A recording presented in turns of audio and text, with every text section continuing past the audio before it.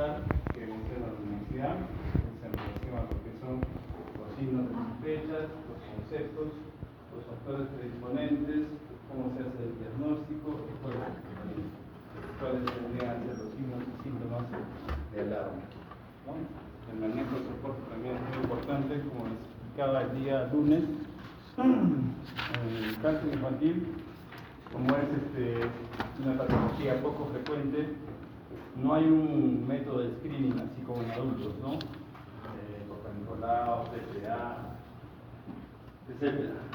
El cáncer infantil en general, lo que se hace es la detección precoz de los signos y síntomas de alarma, ¿no? Entonces, a esto va el tema.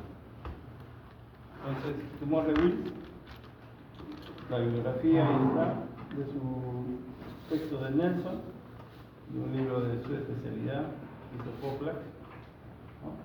Entonces, vendría a ser tumor de Wills o nefroblastoma, el tumor renal más frecuente en la edad pediátrica, ¿no? Principalmente en los primeros 5 años, ¿no? Es un tumor maligno, obviamente. Hay otros tipos de tumores con los cuales se hace el diagnóstico diferencial también. ¿Cuál es la epidemiología? ¿No?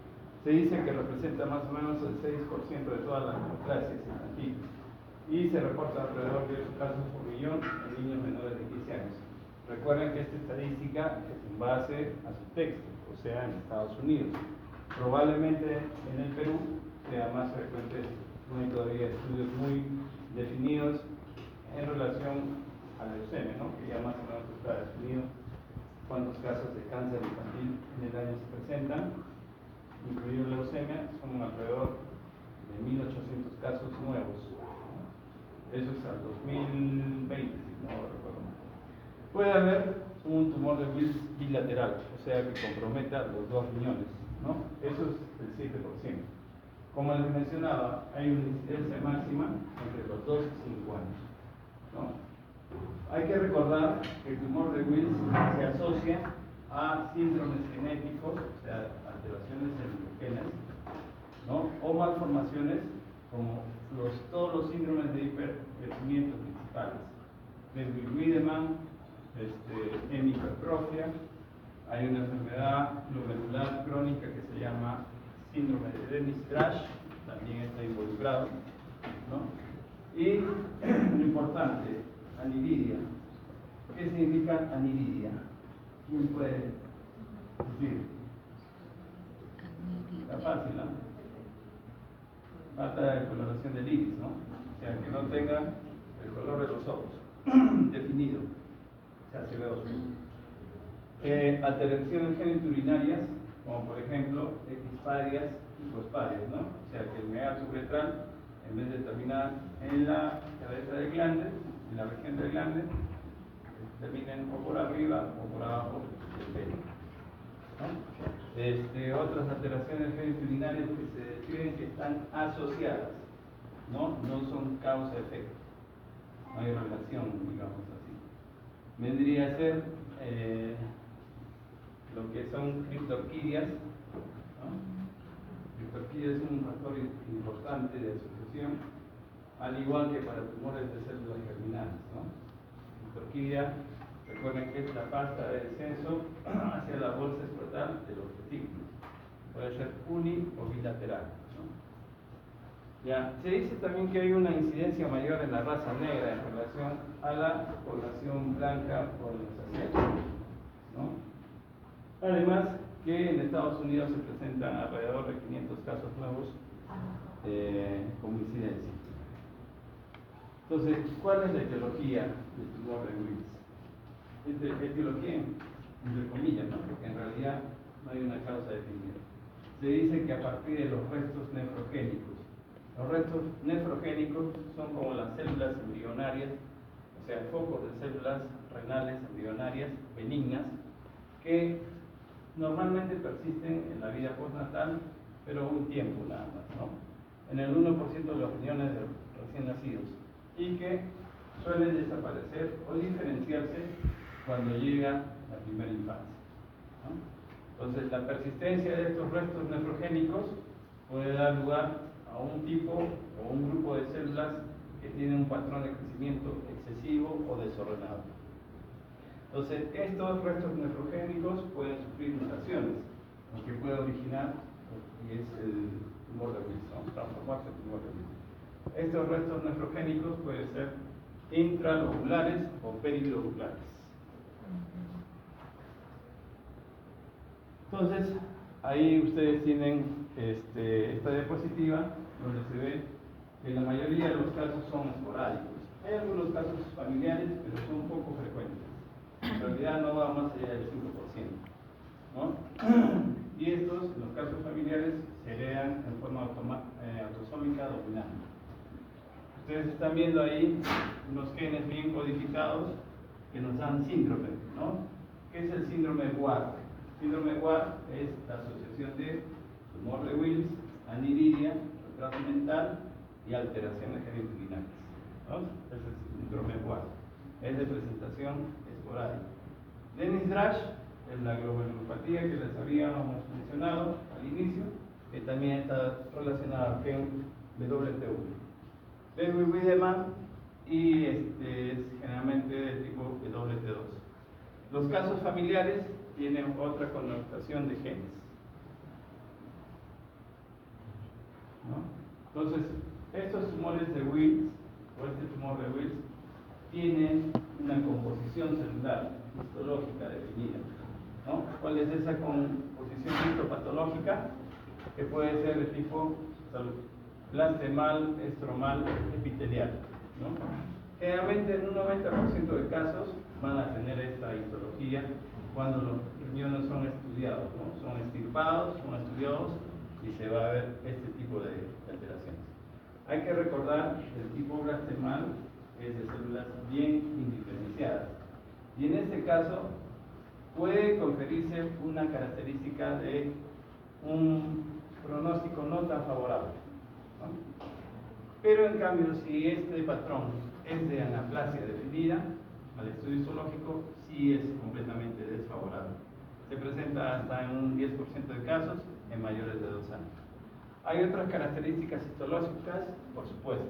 Las mitosis que tienen configuración anormal también son los núcleos hipertromáticos, ¿no? Cuando el diámetro del núcleo representa más de 3 veces el tamaño de las células normales, también está involucrado en esto. Eso ya lo vimos. Ya. ¿Cuál es el cuadro clínico? Entonces, es un paciente, ¿no? Generalmente menor de 5 años, que va a venir con una asimetría abdominal. Cuando es muy grande este tumor de Wills, recién va a ser detectable por cualquier persona, no es necesario que estudie medicina, ¿no?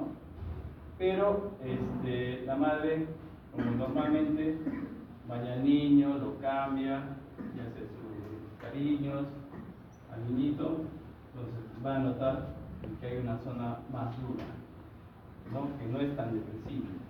Lo lleva al centro de salud, donde probablemente esté un médico de primer nivel de atención, y bueno, no le toma mucha importancia a la madre, dice, bueno, puede ser heces impactadas, ¿no?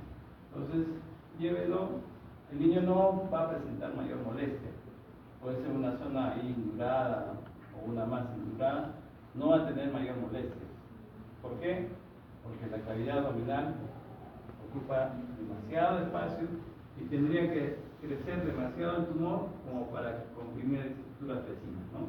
Producir dolor principalmente, ¿no? Entonces, eso ocurre. Quien detecta principalmente que algo no está bien es la madre o el cuidador, ¿no? O la abuela, el hermano, ¿no? Una masa sintomática. ¿Puede presentar hipertensión arterial? Sí, hasta en un 25% de casos. En este caso, se dice que hay 2 hipótesis por las cuales pueda presentar hipertensión. Una es que el mismo tumor produzca un incremento en la secreción del sistema renina-angiotensina-aldosterona. Y otro es que por el tumor, por efecto mecánico, comprima los vasos renales y también desencadenan la misma respuesta. hasta en un 15% se presenta hematuria. Y esta hematuria principalmente se da porque tiene el tumor ubicación en la pelvis renal, o sea, ya en la desembocadura para el uretro. Crece, rompe estructuras, entonces empieza el sangrado. Hematuria macroscópica, si se lo entiende, ¿no? No microscópica, es distinto. Microscópica tendríamos que hacer un examen de orina para saber que hay ese problema. Macroscópica sí evidenciable. Entonces, este aumento de volumen abdominal generalmente es rápido, en el transcurso de 2 a 3 meses, ¿no? Por la capacidad que tiene el abdomen para albergar estructuras importantes. En algunos casos va a haber anemia, en otros casos puede haber trombocitosis en el hemograma, puede haber trastorno de coagulación. Se dice también que el tumor de Wills produce algún factor que interfiere con o una sustancia que interfiere con el tiempo parcial de tromboplatina, ¿no? Entonces, el cuadro clínico, masa abdominal asintomática, principalmente. Hematuria, raras veces, no es tan frecuente. Entonces, el diagnóstico, ya ustedes están inscribiendo, se realiza una vez que se hace el examen clínico, la historia. No siempre va a haber estreñimiento, no siempre va a haber náuseas, vómitos o un cuadro de suboclusión intestinal, no va a haber eso. Entonces, en el diagnóstico ustedes van a ver esta imagen.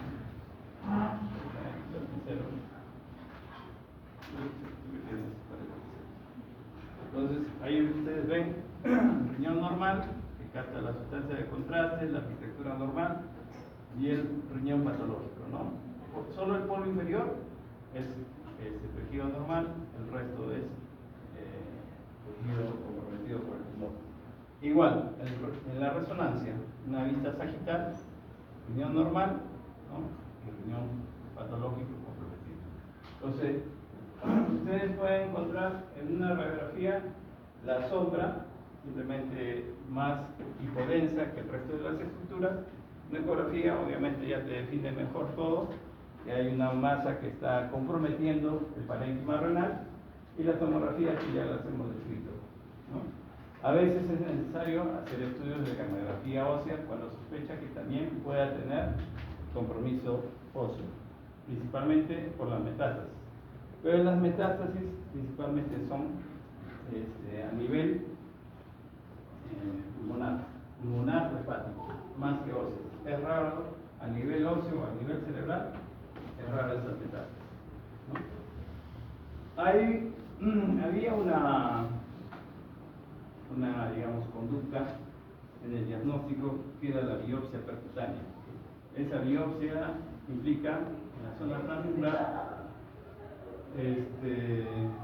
con una aguja, hacer una aspiración, ¿no? De un material, así como se puede hacer en la tiroides, igual acá, pero más larga, ¿no? Con un trocar. Se hacía esa función, ¿no? Y desde el momento que se hacía la función, ya ese paciente tenía el estadio, pasaba de 1,2 a 3, ¿no? Entonces, al hacer una biopsia ya cambia el estadio clínico. Otro problema que se dio en el tiempo que pasaba o que ocurría es que durante el trayecto donde se hacía la función percutánea dejaba células neoplásicas y eso contribuía a su siembras tumorales. Y entonces también estas muestras, ustedes dos, si siguen hablando, se van a ir a última vez. Si no les interesa la clase, pueden retirarse, no tenemos ningún inconveniente. ¿Puede fallar en el diagnóstico? Sí, porque es escaso material histológico y también porque las imágenes no te van a proporcionar el diagnóstico definitivo. Te dicen que hay un tumor, perfecto, ¿no? Tú no sabes si eso será un nefroblastoma, será un linfoma, será otro tipo de tumor raro, ¿no? Entonces, las muestras pequeñas pueden inducirnos al error, ¿no? Por lo importante. Entonces se vio que no era tan contributorio, ¿no? Salvo casos especiales, donde había, digamos, una duda importante clínica de que no se tratase de un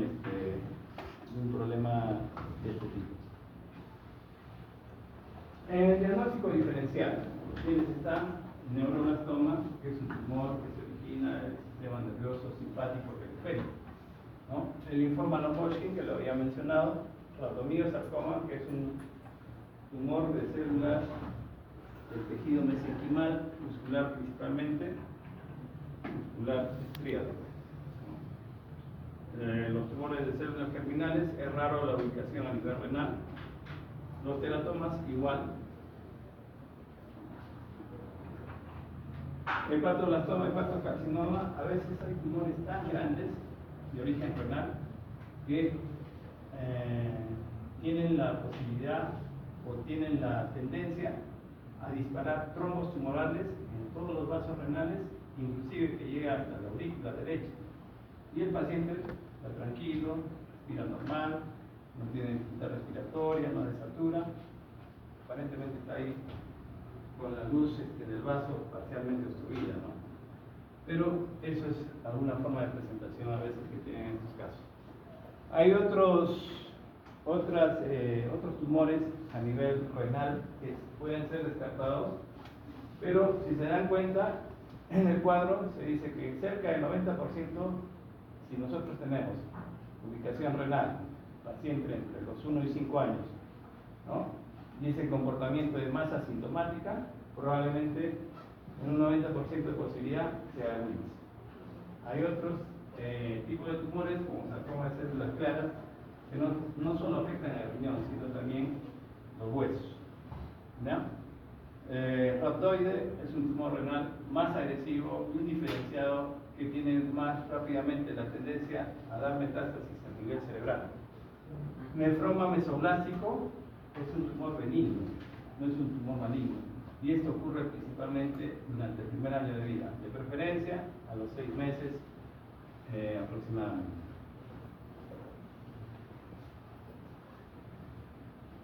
¿No? En cuanto a estadios, acá ustedes están viendo la representación, que el tumor está limitado a la cápsula renal, o sea, está el riñón, está la cápsula de Gerota, ¿no? Y la grasa perirrenal no la traspasa.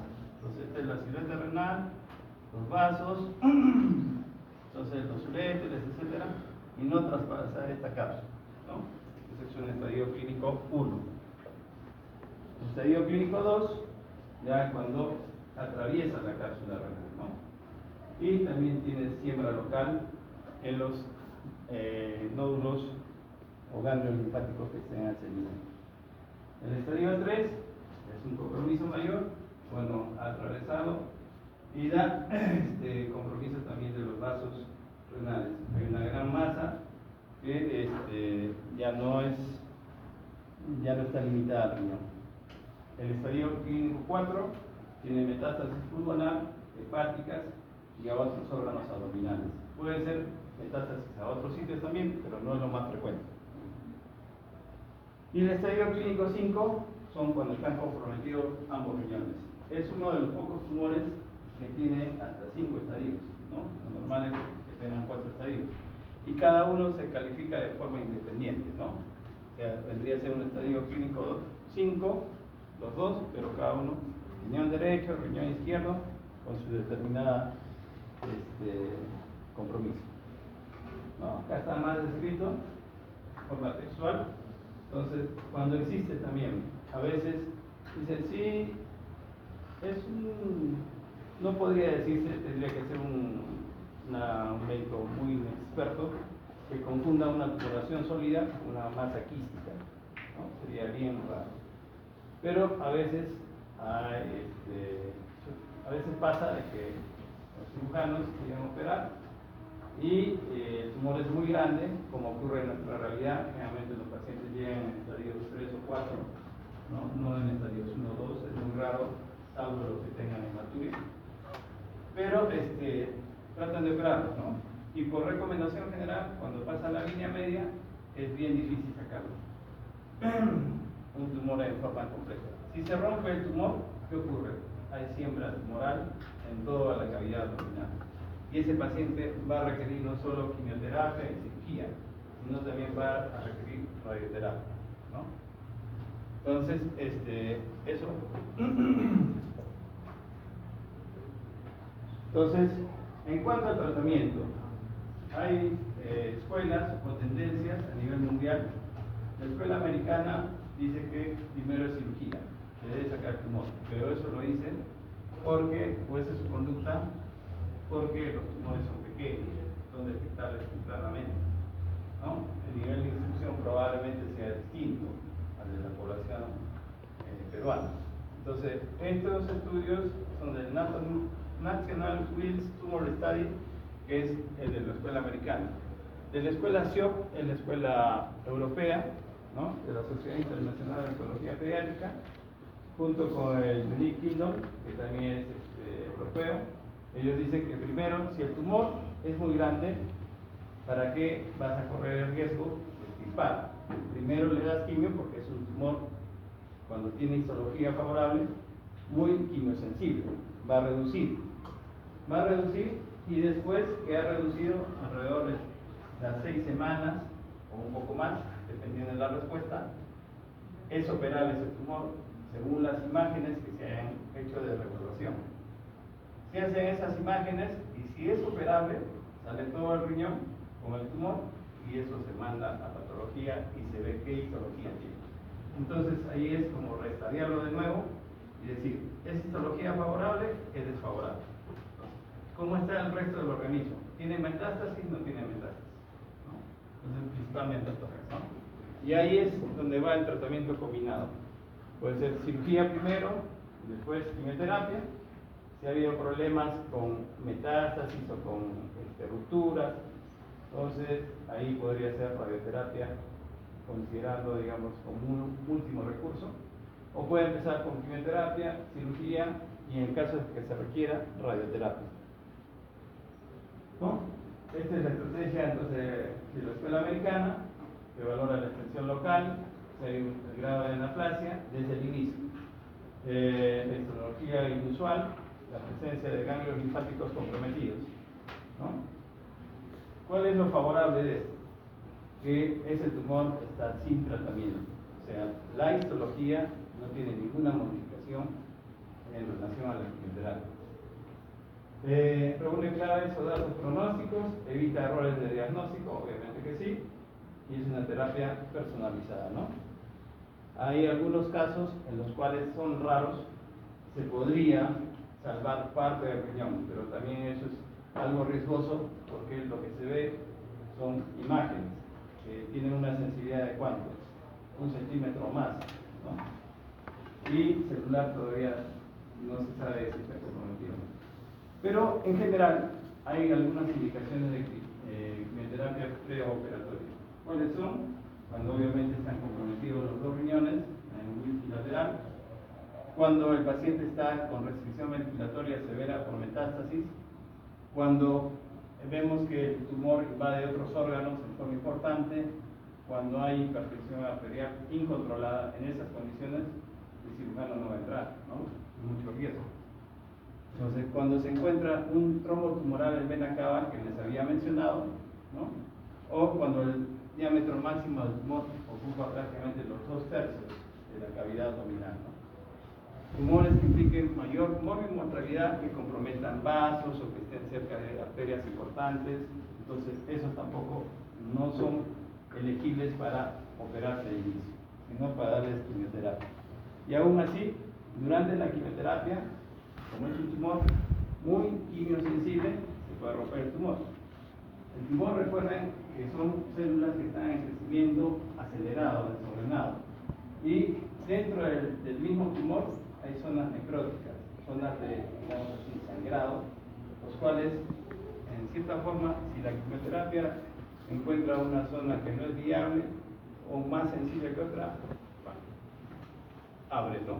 Abre ese espacio y si es que llega a la periferia, a nivel de la cápsula, obviamente se va a romper. Entonces, ¿cuáles son los factores pronósticos? El estadio clínico, como ya me han acabo de mencionar, es muy importante. Estadio clínico 1-2, con histología favorable, obviamente tienen hasta un 90% de curación. Estadio 3-4, metástasis, pero con histología favorable, tienen hasta un 60% de curación. depende mucho entonces la histología y el estadio clínico. Ahora está en la era de la genética molecular, entonces como todo en oncología está dando un viraje a lo que es estudiar por qué algunos tumores responden, por qué otros no responden, por qué tiene buen pronóstico, por qué tiene mal pronóstico, por qué tiene histología y qué tipo de característica o valor tiene. Entonces, estas características de la heterocigosidad, la pérdida de la heterocigosidad, la ganancia de un Q, la hipolipoidía, todos son factores que todavía no es consenso, pero están entrando como si fuesen factores de pronóstico. ¿No? ¿Cuáles son los factores de riesgo? Las metástasis que habíamos mencionado, obviamente que no es lo mismo una metástasis a nivel pulmonar, hepática, distinta a una cerebral.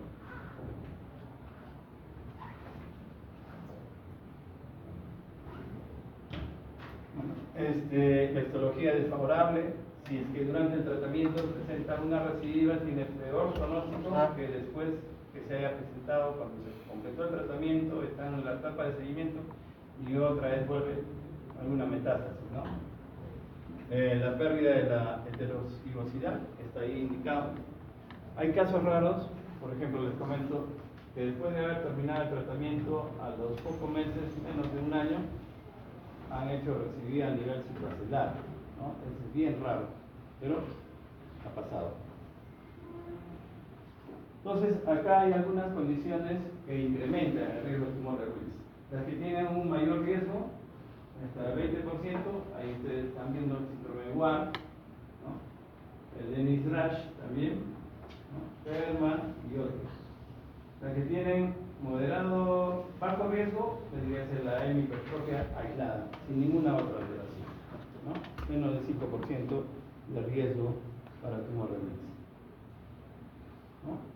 Entonces, patrones de infiltración local, ¿no? A través de la grasa, de la cápsula renal hacia la grasa peritonal, los trombos a nivel de los vasos sanguíneos, los ganglios linfáticos comprometidos, bueno, esos son factores, digamos así, de pronóstico loco-regional. Las metástasis principalmente son de tipo hematógenas, ¿no? A los lugares que he mencionado. El tratamiento es multidisciplinario, ya también he mencionado eso, y acá están las conductas que normalmente se hacen. Es, digamos, un aproximado, ¿no? Después cada paciente es individualizado para darle el tratamiento correspondiente. Lo que les mencionaba, ¿no? Estaría localizado pronóstico, 90%, sobrevida y curación, 70% con enfermedad metastásica, con histología favorable, ¿no? Con la anaplasia es distinto, es otro cantar. Pero felizmente que solo es hasta el 10%. ¿Hasta ahí hay alguna pregunta?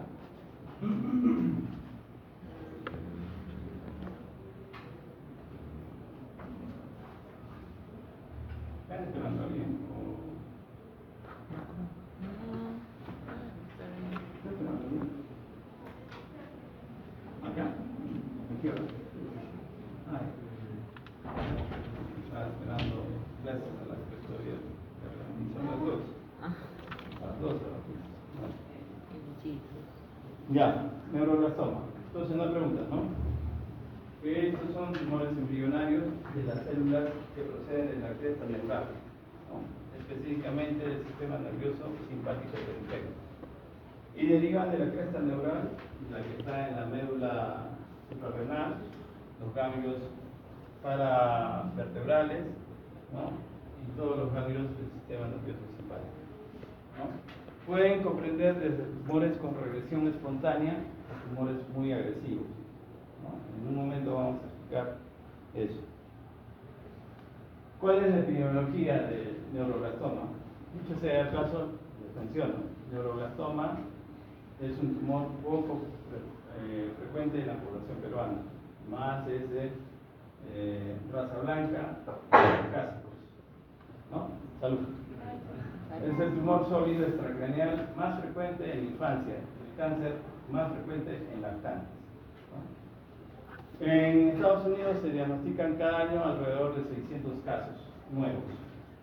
Representa el 15% de mortalidad por cáncer en la infancia, ¿no? 90% se diagnostica antes de los 6 años, hay una incidencia mayor en varones de raza blanca, ¿no? La mediana edad de presentación al diagnóstico es más o menos cerca de los 2 años, 22 meses, y hasta un 10% de las neoplasias en la primera infancia y una tercera parte de todas las neoplasias sólidas en lactantes, 23% es lactante, ¿no? Bueno, lo que se mencionó, que debían de las células primordiales de la cresta neural, tienen grados variables de diferenciación neural, ¿no? Van desde tumores que tienen una maduración completa hasta tumores que tienen una característica indiferenciada, ¿no? El pronóstico varía según la histología, siendo factores pronósticos la presencia y cantidad de estroma craneano, el grado de diferenciación celular, que lo había mencionado, y el índice de mitosis cariorrexis. No, esta clasificación, digamos, es un poco antigua, pero que sigue en boga y nos define, ¿no? Los neuroblastomas, como tal, como su nombre mismo lo dice, son de tipo de células indiferenciadas. Son con características de células pequeñas, azules, que se pueden confundir con otras neoplasias embrionales. El polo opuesto, los ganglioneuromas, ¿no? Generalmente son células maduras de comportamiento generalmente benigno, ¿no? Dentro de ese grupo son los que tienen la característica de un comportamiento benigno. Y los ganglioneuroblastomas, más bien, ahí tienen de los dos. Puede tener una parte que sea, o algunos que tengan comportamiento algo de no crecimiento tan rápido, o hay otros que pueden tener, dependiendo del grado de la cantidad de ser ricos en estroma craneano. En cuanto a la patogenia, ¿no? La causa, como ya saben, en la mayoría de cáncer infantil es desconocida. Se describe asociaciones, más no relación causa-efecto. Pero sí se ha notado que el neuroblastoma se asocia a trastornos con lo que es el desarrollo de la cresta neural. Por ejemplo, enfermedad de Hirschsprung, ¿no? Síndrome de hipoventilación central y la neurofibromatosis 1. Además, también se relaciona con los síndromes de hipercrecimiento, ¿no? El Wiedemann y el hipertrofia. Y en casos familiares no representa más allá del 2% de casos. Se dice que hay una mayor incidencia en los padres que tienen ciertas profesiones u oficios, ¿no? Aquellos que se dedican a manipular o trabajar con productos químicos en la agricultura o con elementos de electrónica. También es importante algunas características genéticas, como es la amplificación del fosfoglucogen NMI, ¿no? La hiperriploidía le confiere cierto factor, digamos así, favorable, ¿no? O la aneuploidía también. Peor pronóstico cuando hay esta pérdida de la heterocigosidad, ¿no? Y bueno, las otras alteraciones genéticas que están ahí. En cuanto a los síndromes asociados al neuroblastoma, hay muchos. Hay el síndrome de ataxia, oxocrono, biocrono, ¿no? Que es el paciente va a presentar, digamos así, los ojos bailarines, no nocturnos necesariamente, sino que como que no tiene un sentido fijo, ¿no? Y además movimientos de clonías anormales, ¿sí, no? Algo así. Entonces, y obviamente no tiene estabilidad ese paciente. Entonces, en esos pacientes hay que sospechar que pueda tratarse de un problema de neuroblastoma. Hay otros síndromes de Horner, ¿no? Este síndrome de Carter-Morrison o de Roja también a veces se asocian a obesidad, a veces se pueden asociar a bipomas, o sea, secreción de péptido intestinal vasoactivo, ¿no? Entonces son síndromes que pueden cursar con este problema. En cuanto a las manifestaciones clínicas, puede haber una enfermedad localizada o una enfermedad metastásica. En la enfermedad localizada, ustedes pueden encontrar un paciente simplemente con una masa sintomática, principalmente a nivel abdominal.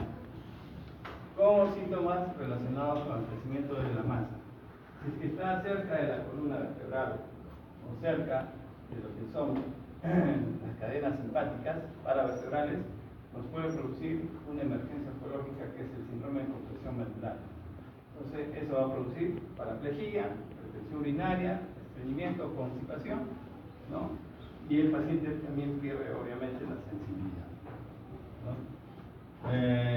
Puede dar un cuadro de obstrucción intestinal dependiendo si la masa es tan importante como la que se describe acá. Recuerden que principalmente la afectada es la glándula suprarrenal. No es la única ubicación, pero es una de las principales. Y nos puede dar también a nivel torácico un síndrome de vena cava superior por la afectación de la misma cadena simpática.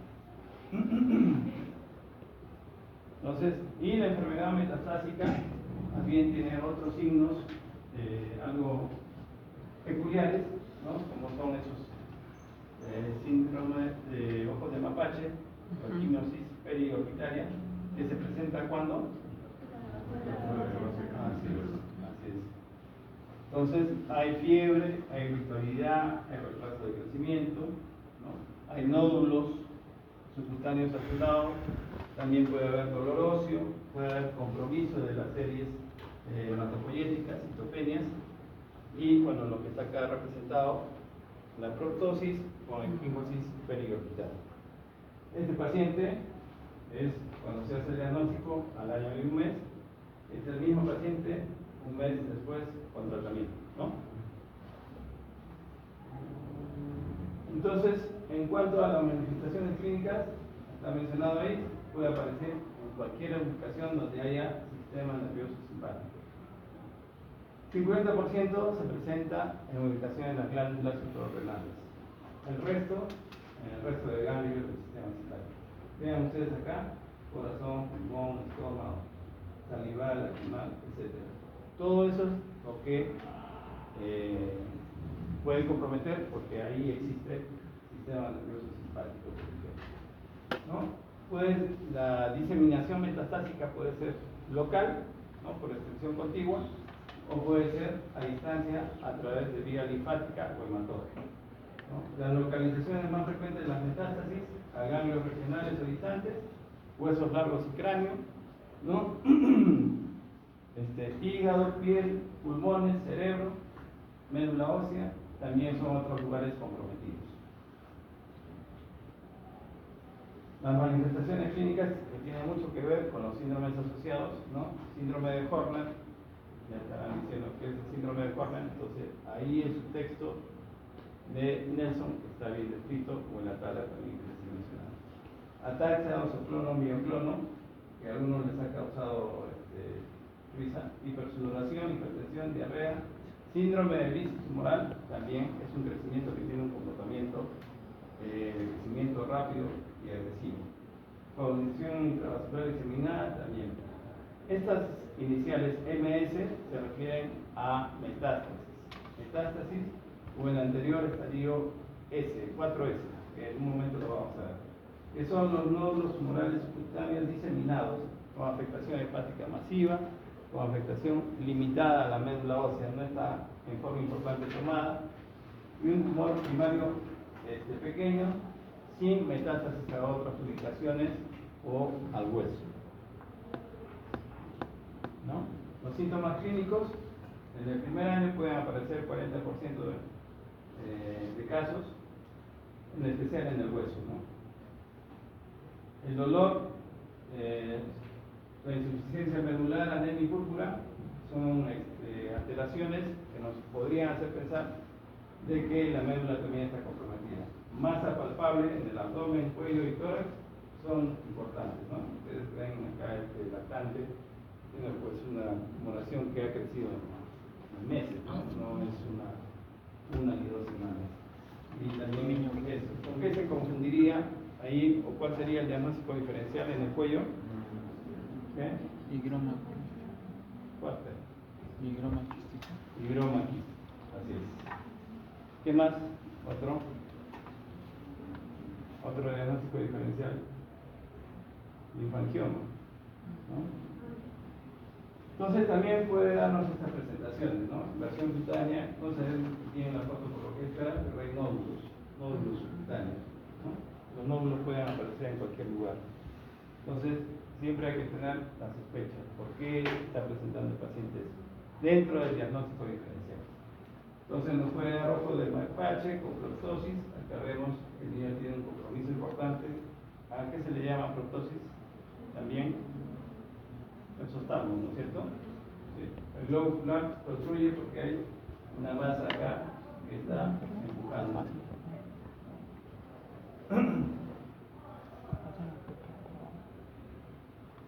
Entonces, los sitios primarios de ubicación son todos estos. Realmente la masa abdominal es importante con gran distensión, el compromiso mediastinal igual, ¿no? Y bueno, todo lo demás que hemos escrito. Entonces, el diagnóstico, obviamente ya está pensando, lo primero que hay que hacer que es imágenes, ¿no? Ecografía, radiografía, tomografía. Entonces, y probablemente lo que nos va a dar el diagnóstico siempre va a ser una biopsia con marcadores de inmunohistoquímica. También hay otra forma de hacerlo, que va a ser hasta en un 90% de casos positivos, que son las catecolaminas urinarias, ¿no? Ácido manil-mandélico y homovanílico urinarios. Nos puede servir tanto para el diagnóstico como para el seguimiento, ¿no? Un estudio de la médula ósea si encontramos una alteración en las series hematopoyéticas. Gamografía ósea también en caso de afectación de hueso. Y yodo 123, o hay otra que es metayodo benzilguanidina, también es otra forma de hacer los estudios de tensión. Entonces, acá ustedes están viendo riñón derecho normal, riñón izquierdo alterado o deformado en la visión, ¿no? Pero en realidad es la suprarrenal que está comprometida, ¿no? Que está, recuerden que este es solo una foto, y es una serie, ¿no? Está comprometida la parte superior o tapando la parte superior. Acá ya vemos más bien un estudio con PET-CT, con metabolito glucosa, en donde capta más sustancia de contraste, ¿no? La gamografía, donde se ve afectación ósea. Entonces, es normal lo de la vejiga, el cerebro igual, porque tiene mayor metabolismo o consumo de glucosa. Entonces, estos son los estadios. Acá es importante diferenciar entre el 4, donde hay afectación metastásica múltiple, ¿no? El 4S, que es el tumor localizado de cualquiera de los anteriores, 1, 2, 3, y tiene más bien un compromiso limitado a la piel, al hígado o a la médula ósea en no más del 10%. A eso se referiría en menores de un año, ¿no? Menores de un año tienen, digamos, un pronóstico favorable en relación a mayor de un año si es que cumple otras características. ¿No? Acá está, bueno, la clasificación que está en su texto también, L1, L2, metastásico S, ¿no? Que es el localizado, digamos así. Entonces, acá le ponen el límite no del año, sino de los 18 meses, ¿no? En cuanto a edad, que hace la diferencia. Y acá van a ver ustedes que dice diferenciación, no diferenciación, etcétera. Eso lo van a leer con calma. Para que. Y esta es la representación gráfica, ¿no? Muy localizado regional, ¿no? Con ganglios o sin ganglios a distancia. Un compromiso múltiple de huesos, hígado, ¿no? Vaso probablemente. Y este es el 4S limitado, ¿no?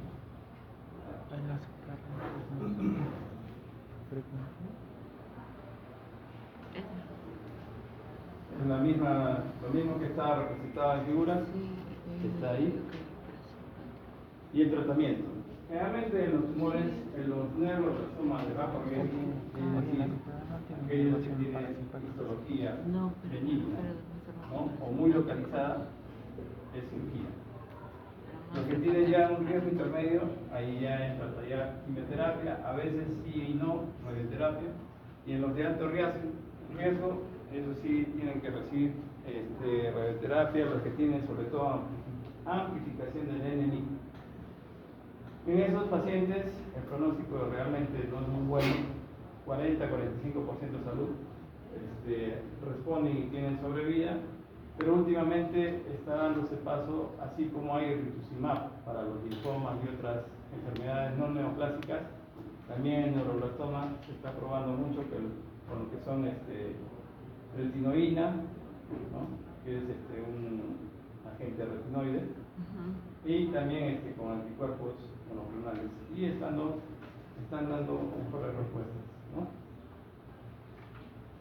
Pues acá está un resumen de una clasificación de Shimada, ¿no? Donde pone la categoría desfavorable al paciente menor de 1.5 años que tiene pobre diferenciación o la diferenciación con bajo índice de mitosis cardiorrex.